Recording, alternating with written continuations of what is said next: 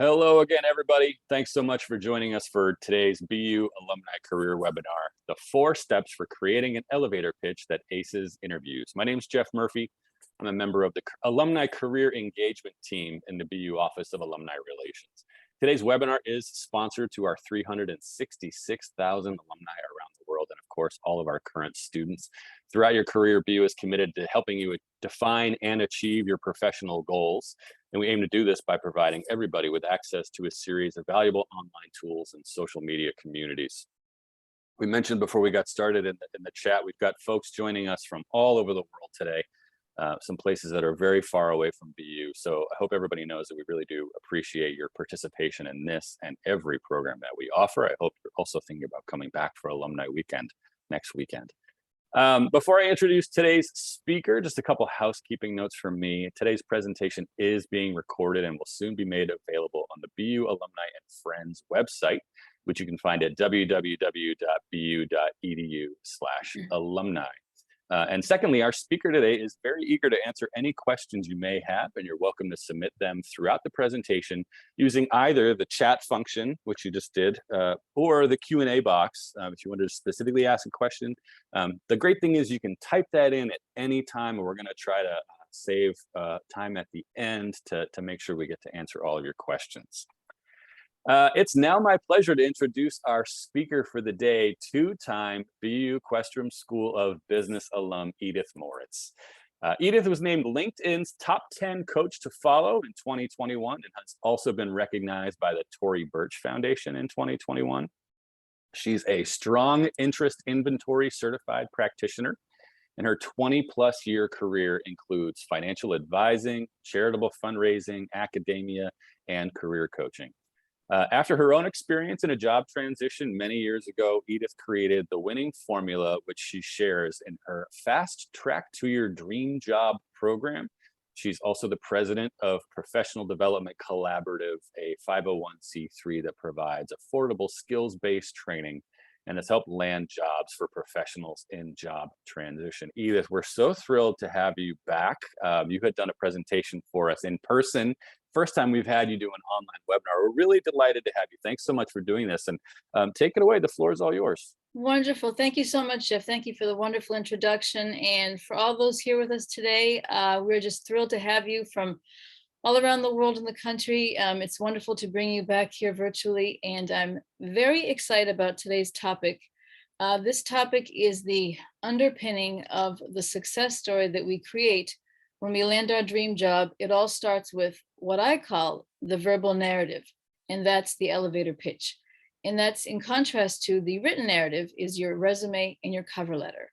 So today's important topic can't be emphasized enough. So I'm so excited. So let's just jump right in.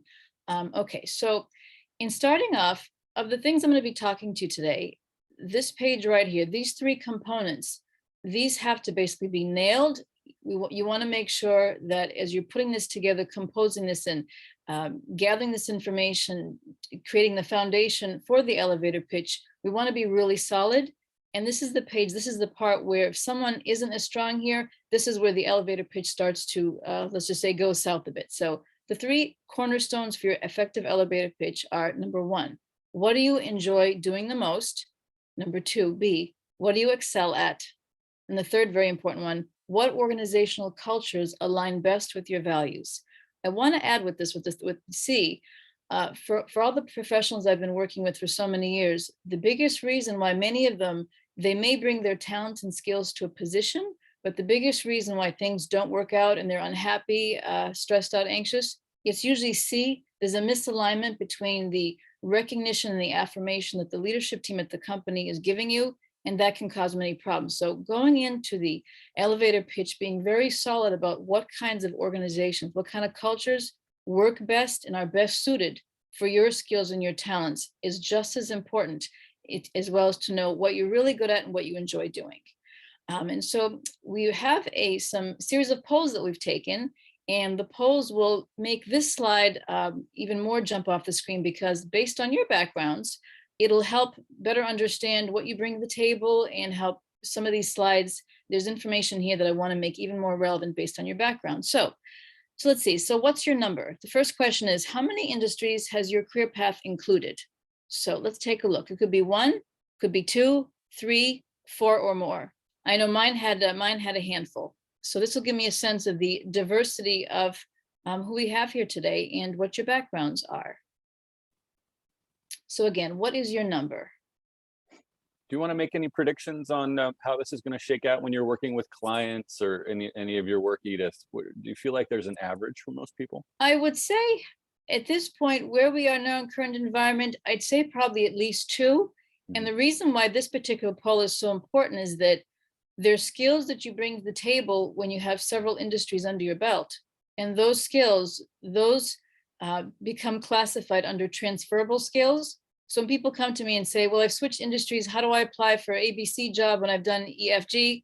Well, it all has to do with what are the talents that brought you to be able to be exposed to so many different industries. So the reason why the elevator pitch, and especially this page, is so important is being very aware of leveraging to the max those transferable skills that have allowed you to go into multiple industries. So this will be a very, very powerful tool. And when I talk about it shortly, you'll better understand why it matters to really be able to talk about your transferable skills. So we have, see how that came up right now, right? yeah, so it Okay. turns out two, basically we have two, let's see, we have, so 36% of you had two, and then 22 had three more and four more. So we have a very eclectic audience, so wonderful. So then the part about the skill sets, the talents, and one of my favorite topics is your level of achievements, your accomplishments throughout your career path. Those are all the most important foundation of what's going to be part of your success story when you do your elevator pitch. So wonderful. Okay, and the next poll. Reinvention. So this is also critical because there's many reasons why when people are reinventing their career, some people have, let's say, a bit of their confidence may wane a bit, thinking that if I'm going into something else, how am I going to sell that, quote unquote, in the elevator pitch? So if you reinvented yourself throughout your career path, as I have, how many career reinventions have you had? None? One time, two times, three times, or more? And I would, if I had to make a prediction, I'm going to say there's going to be a large bucket in the two, but I wouldn't be shocked if there would be quite a large percentage, maybe 40%, maybe 50 in the three or more. So I'd be very curious. I don't think that our crowd is going to be staying in the none bucket, and I would doubt it would be in the one. So let's see how that plays out. Here you go. Okay, reinvention. Okay, so we have one time, okay, 17% none, two times 15, and three more 27. Okay, a nice mix. So that tells me we have got a very talented base of alumni here, or I should say BU community altogether, since I know it's also more than not just alums. And that's a beautiful statement right there. So we have all these talented folks here with us today who bring skills, expertise. So this means that your elevator pitches, when they're done right, are going to blow the socks off of the person interviewing you. And that's what we're focusing on today. All right, next poll. How many years? So number of years of your career path, 5 or less, 6 to 10, 11 to 19, 20 or more. And I'm not sure what predictions to make here. So I'm curious to see how it all plays out. This one, I don't know. Yeah, I I'm mean, going to say, our I'm going to webinars guess. are generally all over the map. And again, as you had said earlier, we do have some students participating, so that might skew us a little bit Yes. towards 5 or less. But we've got just about 80% of you have weighed in already. So let's go ahead and I'll share those with you now, Edith. Okay, let's see, 11 to 19. Okay, 29%, and then 20 or more. Wonderful. So we have, I want to say, folks who've been mature professionals. Fantastic. Wonderful, wonderful, wonderful. Okay, terrific. And I think, was that the last poll, or was there one more? Got one more. Oh, one more. Okay. Yes. So confidence. So another underpinning, a foundation of what we're doing today, again, reflecting back to these three questions. Everything has to do with your level of confidence and how you feel about what you bring to the table. So rate your confidence level regarding your top skill sets. And this, by the way, is especially significant if you've experienced a long-term job transition or a career gap due to any number of reasons. Let's say confidence low, medium, high, and really be very honest about this, because it'll really help me better understand where you're at and it'll make, I'll be able to add some additional components into today's presentation to help you boost that confidence, because the confidence has got to be, that just, it's non-negotiable when it comes to your elevator pitch. So let's Well, see. our audience is doing a great job. They're answering very quickly. They are. Thank you so much, everyone, for doing that. Okay, so medium. Okay, 52%. Wonderful. Okay, low end, not bad. High end, 31. Okay, great mixture. I'm loving it. Okay. We're all over the place today. We're all over the place. Okay. So, all right. So let's, so the only other thing I want to mention about 1 and 2 is that the critical components, in addition to the organizational cultural alignment, the 1 and 2 is really understanding what you enjoy doing the most and what you excel at. A lot of people are in positions where they know they're good at it, but they're not, so they excel at it, but it's not something they enjoy doing. So you have to love it. You have to be passionate. You have to figure out and know deep inside the soul, what is it that merges those two? It's not good enough to say, well, I'm good enough at doing database, but well, I don't really love it. If you don't love it, it won't make a difference how much money you're getting. You're not going to be happy. So I'm going to help you today leverage all 3 of these. Next. Okay, so these 3 critical pieces are incorporated into the elevator pitch that advances through the oftentimes grueling interview process. Everything really flows from your answers, your honest assessment of the previous page. And okay, we'll move on to the next one. So step 1 of the 4-step process for acing this elevator pitch and acing the interview, is, so step 1 is, it starts off with your storytelling to convey a few things: your strengths, your deep knowledge in your field, your collaborative skills and teamwork, your leadership skills, your charisma, and most importantly, the impact that your skills and talents and credentials have already made toward advancing the goals of organizations or individual clients. So the last sentence there, remember, that's the reason why you have your elevator pitch. That's the reason why you're interviewing. You're persuading, convincing, based on what you're going to say, convincing the audience, the hiring manager, that what you've already done, you've done some amazing, terrific things. You've had a significant impact on where you've already been. You're bringing that to the new organization, and the storytelling, this, as I said, the verbal narrative that you're about to convey, there has to be, these elements must be contained in there, because this will put you in a position of power to leverage your energy, your enthusiasm toward what you're applying towards, but also the skills you bring to the table. So knowing very well your strengths, a deep knowledge, both confidence and happiness for what you do bring, what your knowledge is in terms of the various industries. In particular, your collaborative skills and your teamwork, the soft skills, knowing how to work with people, knowing how to solve problems, the fact that you've been working in teams, you work with people in any kind of capacity. Your leadership skills, that can come in different forms, and you don't necessarily have to have the title of leadership to have that happen. So manager, AVP, senior VP, that doesn't necessarily have to hold true. It's what you're doing with your time. It's how that impact that you've done has been made. And leadership skills means solving problems. Maybe you've gotten recognitions. Maybe you're someone who's in the backdoor office doing the things that allow the next step to go forward.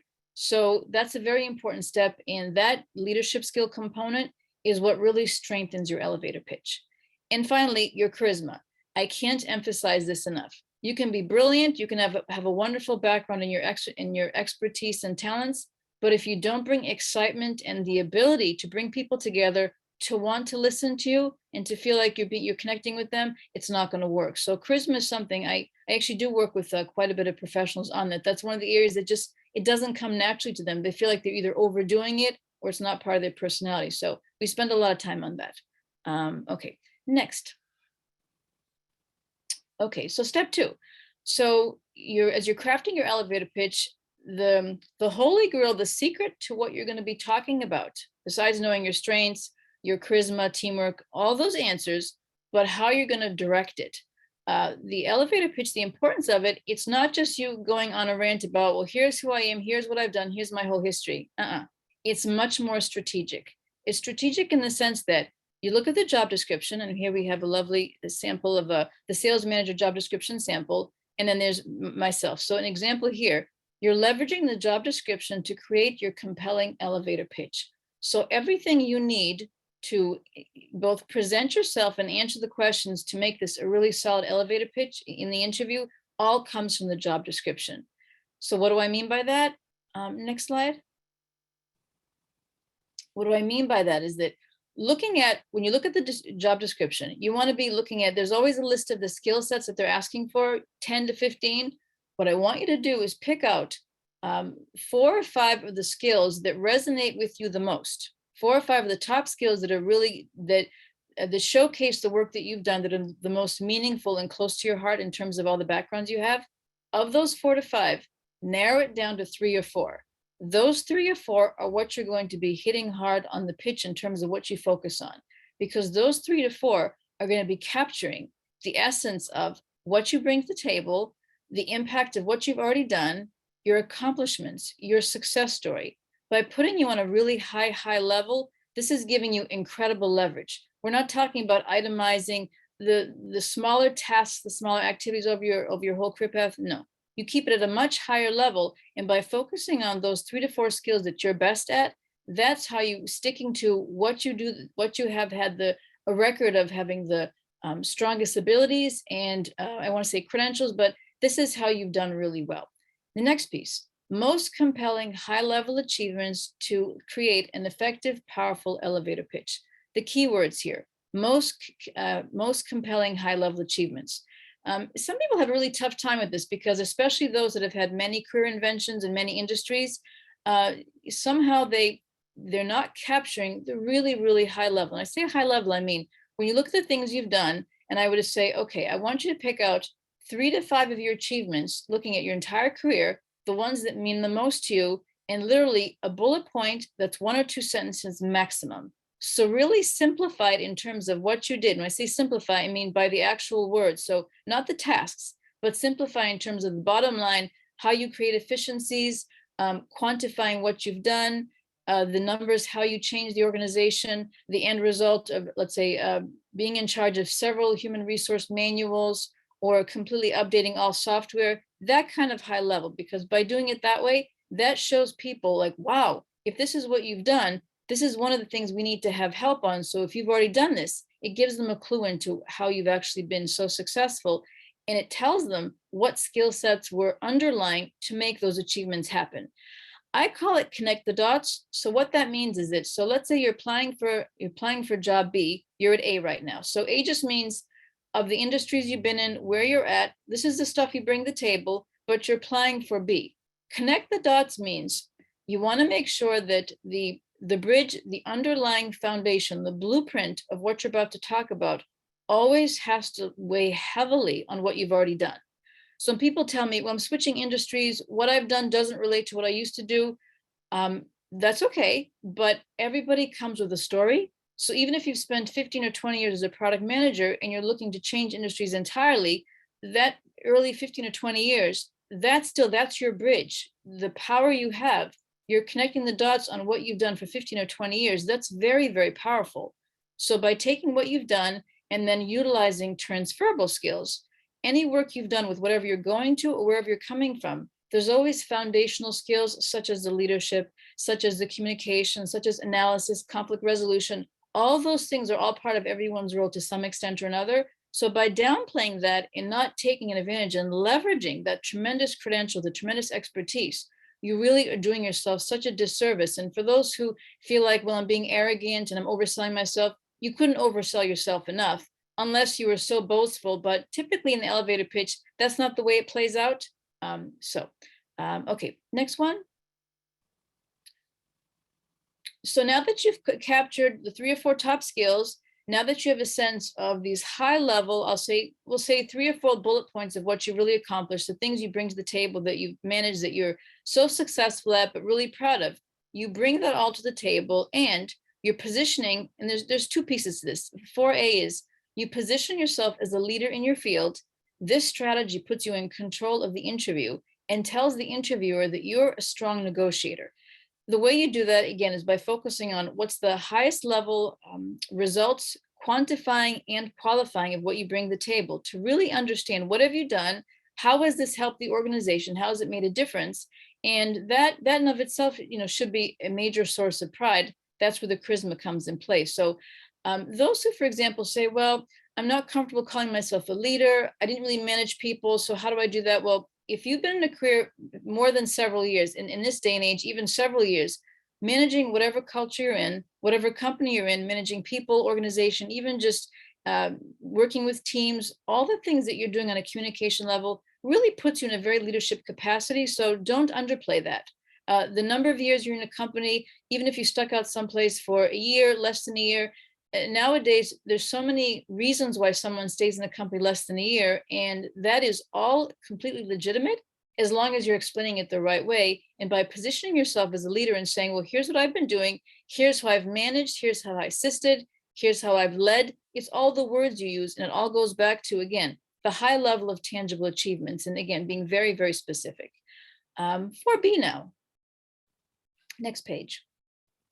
So, and this is actually one of my favorite pieces. So the second part to 4 is the key phrases that you're going to need to include in your elevator pitch that demonstrate your leadership skills, your strength, and your confidence. This is very, very important. This is really how you ace the interview. It's all in the wording. So to give you an example, I have here in quotes, tell me, I have explore, I've determined, I have excited crossed out. So what I don't want you to do is don't use the word excited. I'll explain why in a second. So this is typically the best way to do your elevator pitch presentation. Hi, I'm Edith. I'm delighted to be speaking with you today and learning more about position ABC with DEF company. I'm looking forward to exploring the many ways that my skills, my talents would be an asset to your team. I'm also looking forward to determine if your culture, your team members, and your goals, your vision is in alignment with my skill sets and my future vision. Very important. Those words give you such a negotiating, leveraging power. You don't sound desperate. You don't sound overly eager. You don't sound like someone on the receiving end of finding information about this company. Many, many years ago, this formula was reversed. You'd walk in, the hiring manager had complete control, and it was basically a back and forth ping pong match of Q&A. That's not how it should be. This way puts you much more in power. I cross off the word excitement because I don't want you to say, I'm so excited to be here, so excited to learn about the position. You're not going to be excited, or I should say, you shouldn't be excited until you learn enough about the position's descriptions, the details about the team. And when you come to the conclusion that, okay, this is in line with what I'm looking for, this makes sense for my future direction and my own goals. Very important. So this page right here, using the word explore, determine, and just as I said, I'm delighted to speak with you and learn more about this position at this organization, and especially sharing with you, exploring the many ways, keyword, that my skill sets and my talents would be an asset to your company. That comes across so strong, so solid. It's quite, it really puts the hiring manager, they're not used to having that kind of energy there with them. But again, when you're prepared by knowing what your achievements are, you come with charisma and with the solid backgrounds that all of you have. I'm very impressed by all that you bring to the table, by the way. Okay, let's see. So what else do I want to cover here? So those are the 2 phrases. Okay, next page. Okay, so even though this is sort of my summary sheet, what I want to say is that the importance of, in all that we've talked about, the real importance of the transferable skills, and especially with so many of you doing so many career reinventions, really being able in that elevator pitch to capture this mammoth amount of talent, the skill sets you have. There's so many accomplishments over all those industries, the career reinventions, the number of years you've been in your field, and make sure also in the elevator pitch, you want to really incorporate the number of years. And I really have pride. I mentioned earlier that when you have blips in the screen, career gaps for any number of reasons, it's how you talk about and how you reference it. When you talk about coming from this level of confidence and talk about your achievements, the idea of whatever the gaps are for just really melts away, because you really take full control of the interview by how you're presenting yourself. And by being very solid, very knowledgeable about, okay, what have I really done? What have I achieved? But do it in a way where it's very affirmative and you're really proud, because ultimately, remember, the reason for the elevator pitch, you're selling yourself, but you're also trying to find a fit where, the way I say it very boldly is, I want to make sure those organizations deserve your talent. I want them to deserve your energy. I want them to deserve your achievements, because if you're happy there, if you love what you're doing, they recognize you, they affirm you, they roll the red carpet out for you, then you're really going to do a great job, because there's a wonderful fluid relationship there. You're happy, they're happy, you're going to achieve more. But I don't like it when companies nowadays, there's so many ways that they make candidates afraid of the elevator pitch. So the elevator pitch gets totally botched and it's not leveraged in the way that it should be. So it should really be a very compelling, very strategic presentation of what you're all about, what you've accomplished, what you've succeeded. And always remember that the other part about making it successful is that there's a lot of, frankly, lousy interviewers. So this way that I've set this whole elevator pitch up, you keep that flow, you keep focusing on your high level skills, your credentials, and be very proud. But realize that if an interviewer is talented and skilled and has just as much confidence as you do, this is a very comfortable, exciting, energizing dialogue. But that's not always the case. A lot of interviewers are not good at what they do, and they will make it very much a rapid fire back and forth questioning. So in the case where you talk to someone and the company's great, well, the problem is that if the interviewer doesn't know how to handle, doesn't know how to manage the information they've gotten from you, then when things don't quite work out, that has nothing to do with your talent. The only way the elevator pitch works out well, when you're saying what you should be saying, is I've laid out here. But on the other side, they have to be equally, as I want to say, qualified and worthy of your talent. And I can say from my own experience, the reason I spent so much time really focusing on the elevator pitch is that a lot of companies just don't have the kind of talent to be able to say, you know, we have the capacity to manage what you bring to us. We'd love to have you on our team. And here's all the ways we can help you grow. A lot of companies can't do that. And that has nothing to do with your talent. So this way in which you're presenting yourself, this puts you in the driver's seat, you in charge, and gives you such control. So I'm excited to see, based on how you present yourself and put all this stuff together, the kinds of organizations, the kinds of opportunities that you're excited about that really make you desire to learn more about the companies and how you can, you know, really make a difference there. Because in the end, what you're trying to do, you're trying to align yourself with organizations and companies and teams that work with your values, your skill sets, appreciate you, and you're really happy there. Because ultimately, the reason we look for any opportunity is so that we can make an impact on their future, their direction, work well with their team, and continue on helping them achieve their goals and keep going higher and higher in our career ladder. And by doing this approach that I've outlined, this really cements your ability to knock them dead, ace the interview, and just do a fantastic job. And as part of today's presentation, for all who registered today, I'm offering a complimentary phone consult to everybody. So the address there is, let's see, since it's fasttracktoyourdreamjob.net /consultation. So among the many reasons I'm offering this is that for many of you, what you listened to today, this will help you start the foundation of how to write what you should be saying, and then the proper script on how you're actually going to, how this plays out in real life. But there's a whole lot of other questions and other unique situations. So I would love to make myself available, and I'm doing so over the next few weeks. Would love to hear from you and see all the ways in which we can really make sure that all those things from such a talented group here, I'm thrilled to bring all that you bring to the table to really make sure that you are composing this elevator pitch in the best way possible, optimizing your storytelling, your success story, so that you really land the job that is so worthy. Notice that word, worthy of you. And that's what's most important of all, because there's a lot of things out there that you can certainly, there's some positions that enable you to do so much better than how you're doing. And that's why clearly most people look for new opportunities. So let's see. Edith, we've got some great questions that are coming Wonderful. in already. Yes, please.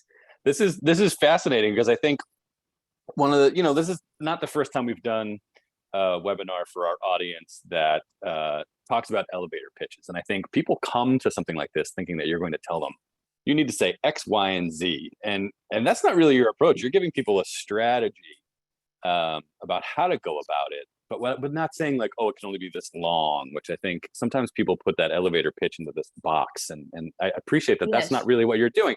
Also, the fact that, it's such a highly individual thing, and the fact that you're willing to give people this free consultation in order to work through that, it's an incredible offer. So thank you so much for doing this. I'm excited. I'm very excited. Based on what we've known, based on your pollings, we've got some incredibly talented BU community members here. So I'm thrilled. And the biggest joy I have and why I do this is that when I went through my job transition experience, for the time that I was going through the whole process and trying to make that connection, do the match made for getting the right company, I kept thinking all this time that I'm sitting here doing all this stuff, I thought, my impact is being wasted by not finding the right fit. So once I created my program, the biggest goal I have is that as you go through this part, this elevator pitch, doing this strategy, the goal is to get you ASAP, shortcut, shortcut to landing that dream job, to nailing those interviews. And really, what the reason we're all here, the reason we have our credentials, the reason for everything is to make the impact. And I want to help you speed up that process and cut down that frustration,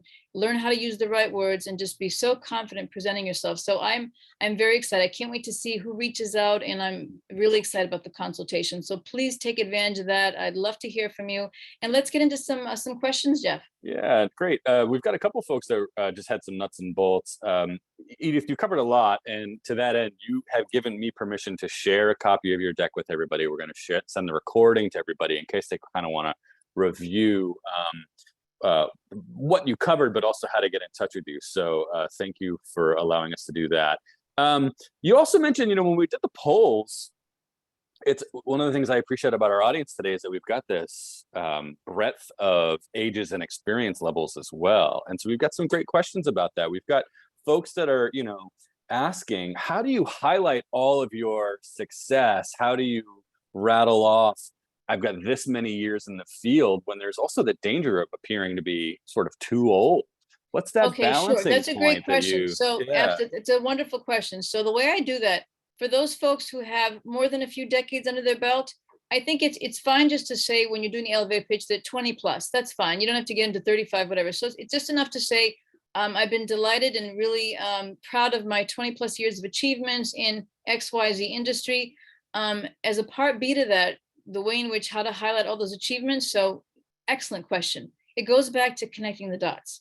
So if what you're looking to do is very different than what you've already done, number one, first you have your transferable skills. You always want to make sure that the achievements, the ones that you really focus on the most during the elevator pitch, focus more on the ways in which you'd make an impact to the organization based on things you've already done. So the things that are most closely aligned. So let's say there's 5 high achievements you have. Of those 5 achievements, 3 of them are just, by sharing that with the hiring manager, they'll say, wow, these are among the skill sets, the expertise we need. In the next 6 months, we have projects. This would be the most helpful. Let's say the other 2 are significant, but they don't relate that much to the industry. You still want to focus on that because it all comes back once again, the underpinnings of those soft and hard skills, those transferable skills, those are your holy grail. So instead, focus a little bit more on the attention to the achievements that are a little bit more closely aligned with what this organization is doing. And just think about how, give yourself major kudos, major affirmations for having such a long list of achievements. That really is where all the enthusiasm come from. And, you worked hard to get there. So we need to include that, but we just put a little more weight to the things that are more closely aligned with the companies and with the position. But excellent question. and then we know we've got students on the webinar today. So the other Yes. side of that, they're coming out of an educational experience feeling like, your suggestion to everybody was approach it from a level playing attitude, that, you're evaluating the company just as much as they're evaluating you. I don't think our students always feel like that. So does anything that you just said about connecting the dots, how does that apply for somebody Yes, who maybe doesn't have as much experience and needs to sort of demonstrate capability instead of absolutely. a proven So record? I would say the world we're in now, there's so many things that our students are doing behind the scenes besides the academics. There's so much you bring to the table. So if you already gather a roster, it doesn't have to be work related. It could be your side shingle, it could be your side hustle, other hobbies. There's definitely things you're doing even in the classroom. So the power of your leadership skills, even academically, I think some students think that it has to be a high and mighty, a very lofty, tangible accomplishment.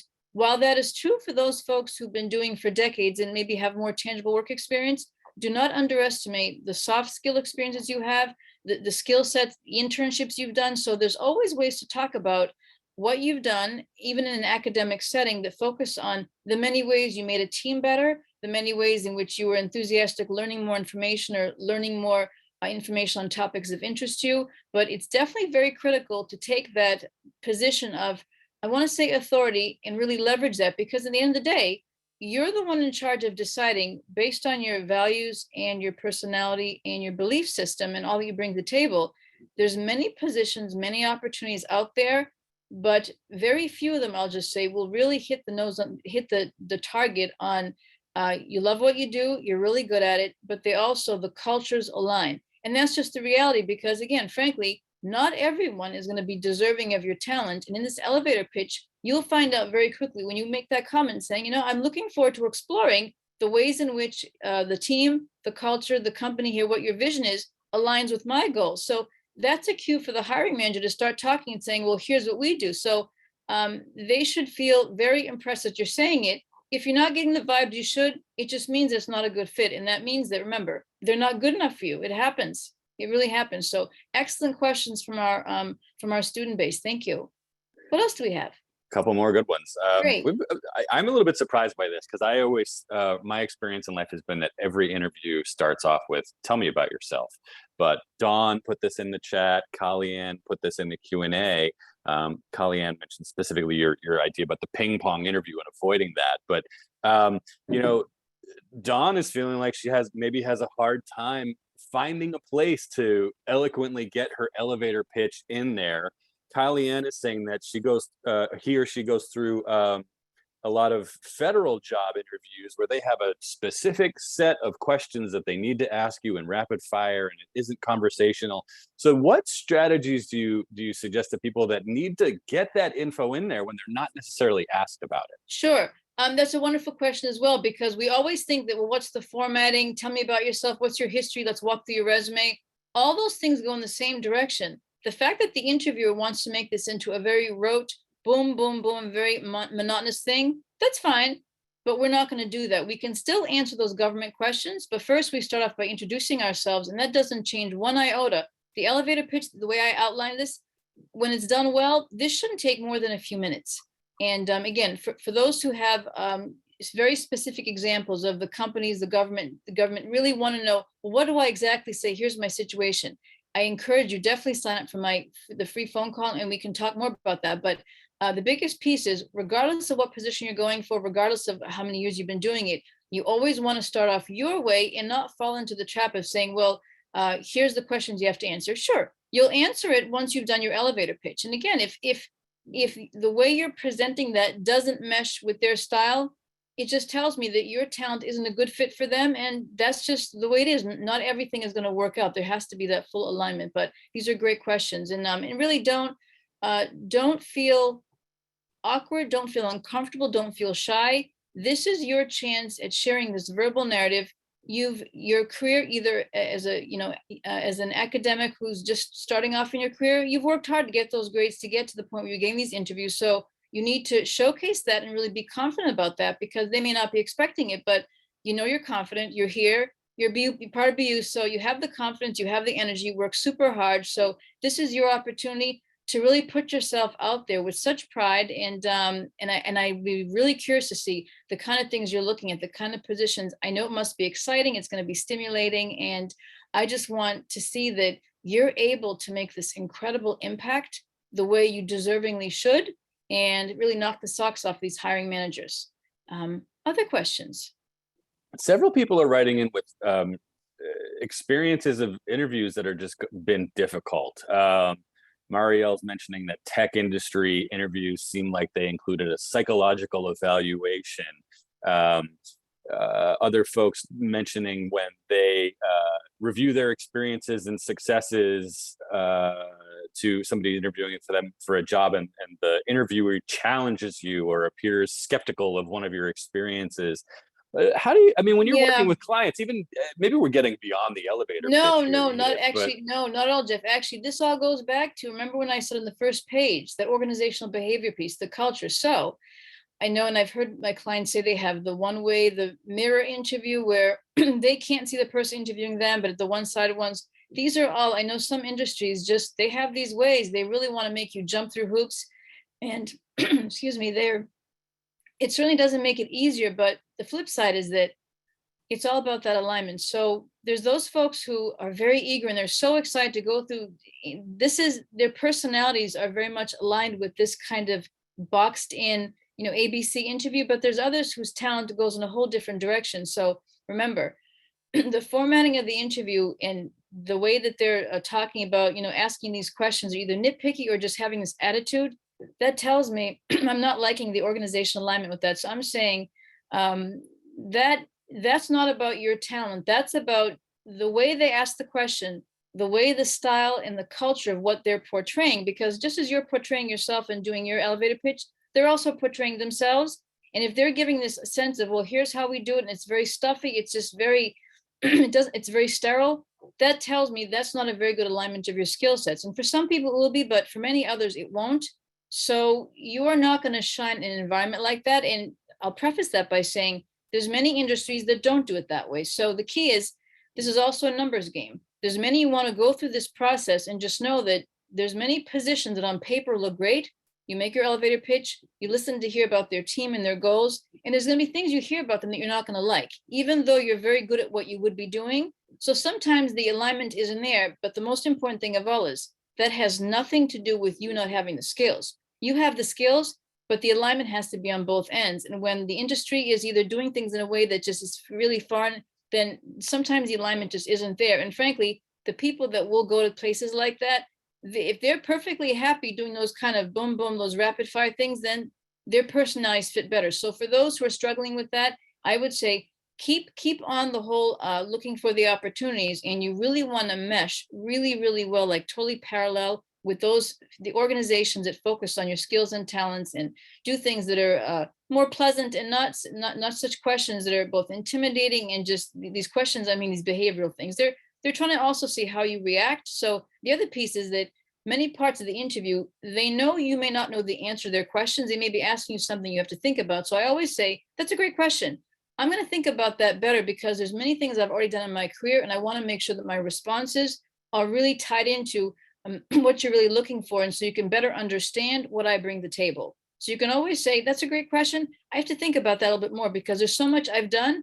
I'm wondering what's the best way I can share with all the things I've accomplished.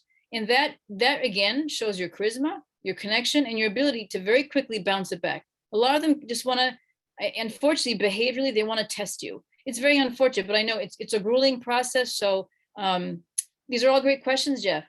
Yeah, and again, I think this topic, both for interviews, elevator pitch, they're so personal for everyone. And everybody in our webinar today has a different skill set, different experiences, different strengths. And so the idea that you're willing to now do individual brief consultations with everybody who's interested in connecting with you is just huge, Edith. Oh, So I'm happy to do it. Well, just based on the questions alone, I mean, think for all yeah, the talent you have, the kind of companies you're interviewing at, they have specific questions.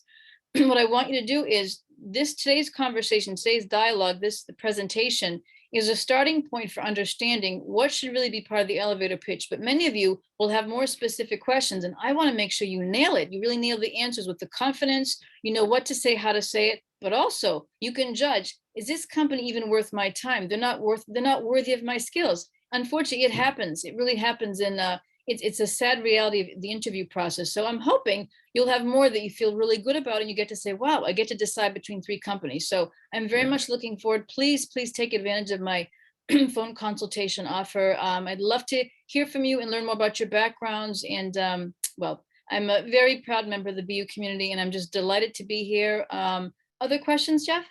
that we've covered everything. And again, I did opt. I think some folks had very personal questions that would be better suited in a follow-up conversation with you. So no, all that's to say, Edith, I think you did a great job introing this topic, and want to thank everybody for tuning in. I specifically want to thank those of you who've donated to BU in the past. We really appreciate your support. Want to make sure all of you, if you haven't already, sign up for our BU Connects online networking and mentoring platform. It's a great addition to your tool of career resources that the university is providing. Lastly, I want to make sure next Tuesday, we also have another great career webinar coming up. This one's going to be called Finding Purpose at Work. So once you nail the elevator pitch and crush the interview, once you're there, how do you really make sure that you're doing that work that's lighting that inner flame? You can sign up for that session now on our website, again, bu.edu/alumni. I want to wish happy birthday to my friend Jenny, who's here today, tomorrow. Happy birthday, Jenny. And lastly, Edith, thanks again. Great job. We really Thank you, appreciate you Jeff. doing this for us. Thanks for all your help, all your support, and for everyone who tuned in today. Thanks so much for being with us and spending your time with us. I can't wait to help you more, and please reach out to me. Thanks. Have a wonderful afternoon, and thanks for being part of our afternoon. Thank you. Colt says pleasure. grand slam presentation. Nice job, Edith. Wonderful. Thank you. All right. It was a Have a great day or a great evening wherever you might be, everybody. Take Bye, care. everyone.